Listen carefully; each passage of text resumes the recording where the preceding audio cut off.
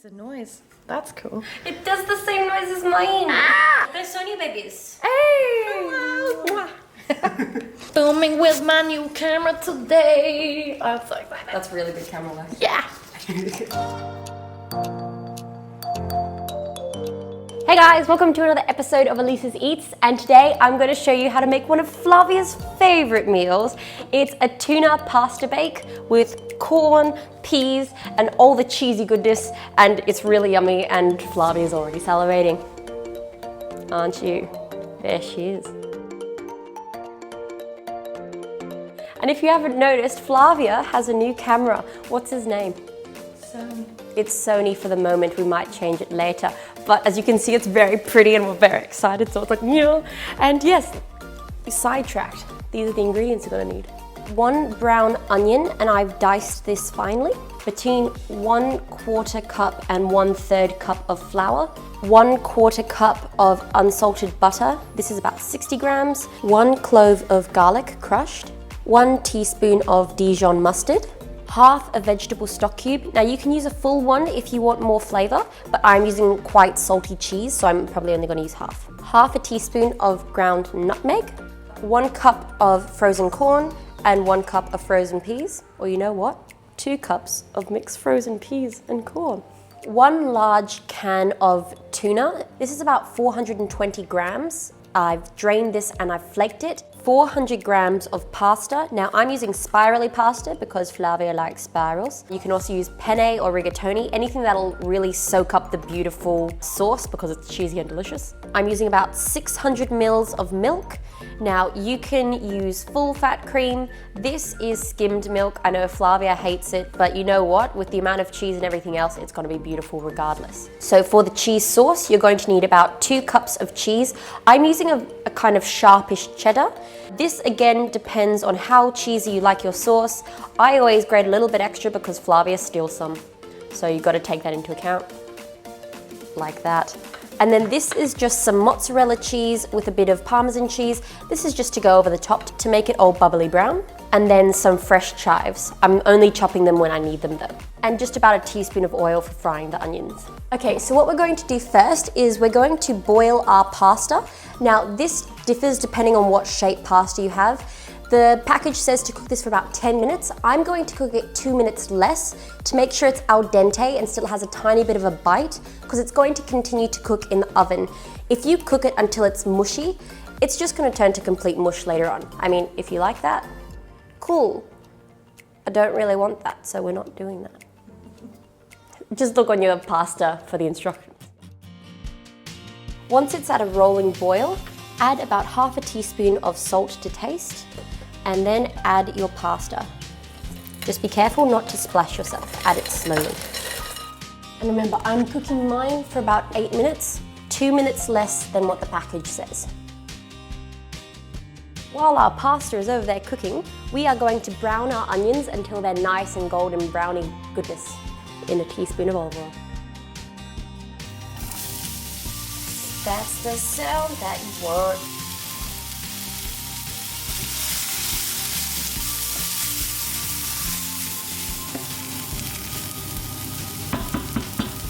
Once your onions are nice and brown like this, we're just going to add our garlic for about a minute, then we're going to turn it off. Just until it becomes nice and aromatic. Alrighty, as we're browning our onions, my timer has gone off for my pasta. Now it's definitely softened.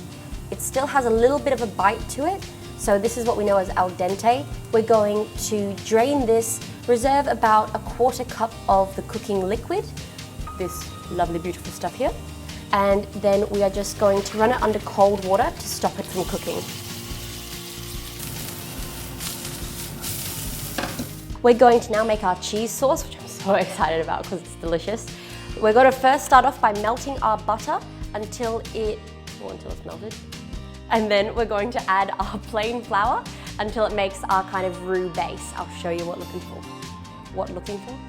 Guys, this is my brain. And yes, Boo is still here.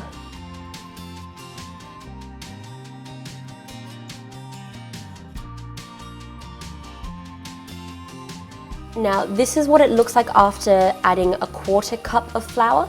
I'm just going to add another tablespoon of flour because you want it a bit more dry.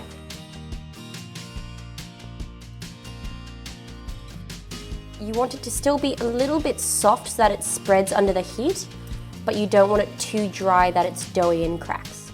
The milk that I'm adding, I've actually warmed this in the microwave. You can also warm this up in a separate pan. You do not want to add cold milk to your roux because this will cause it to split or become lumpy. So by adding warm milk, it's going to incorporate easier into our mixture and become a lot more smooth and delicious and velvety. We're only going to add our milk a couple of tablespoons at a time. If you add all your milk now at this point, you're going to get lumps of grossness in it. As you can see, it's starting to become a lot more dough-like. This is what we want. And then we just keep adding a few tablespoons of milk at a time until it becomes a lot more watery. At this stage, we're going to start using our whisk. This will just ensure to get rid of any large lumps that might form, but you really shouldn't have any at this point if you've added warm milk and you've been adding it slowly. Now, as you can see, it's all nice and smooth. It looks absolutely delicious. Now, if you find that you do have any lumps in here at this point, you can either put it in a blender or you can get a stick mixer or a bar mix and just blend it until it's smooth. And we're going to add our nutmeg, our half stock cube, and our mustard, and then whisk again. Now, we're going to add our cheese. This is a bit of a subjective thing. It really depends on how much cheese you like. If you are a Flavia, we are going to add all of our 2 cups of cheese. But I would recommend starting off with just 1 cup of cheese and then add till you like the taste of it.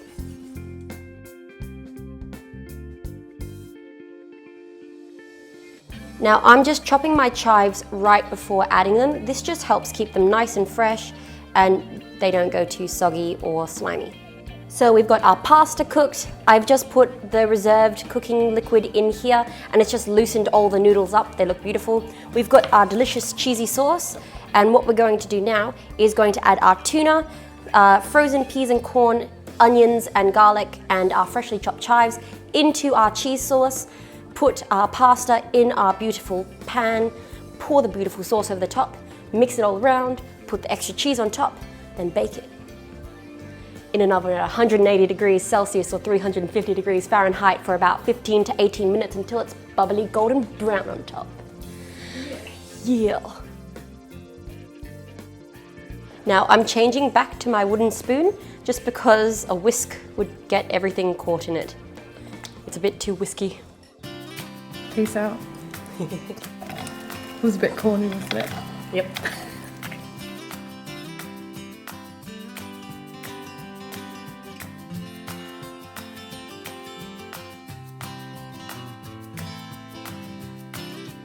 The reason why we keep the cooking liquid afterwards is if you let your pasta sit for too long, it'll kind of congeal and go into one giant pasta lump, which I mean, if you like pasta lumps, sure.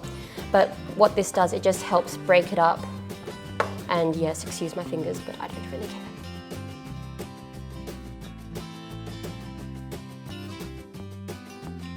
And once we've done this, we're just going to mix it all together till the pasta is completely coated. I'm so excited. I'm so excited. Flavia's the most excited.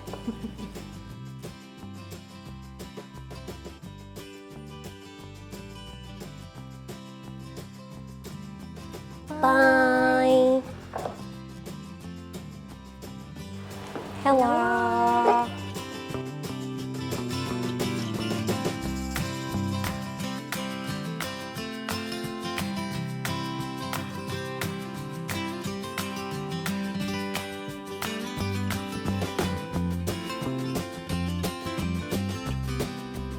Okay guys, that's how you make my cheesy tuna pasta bake.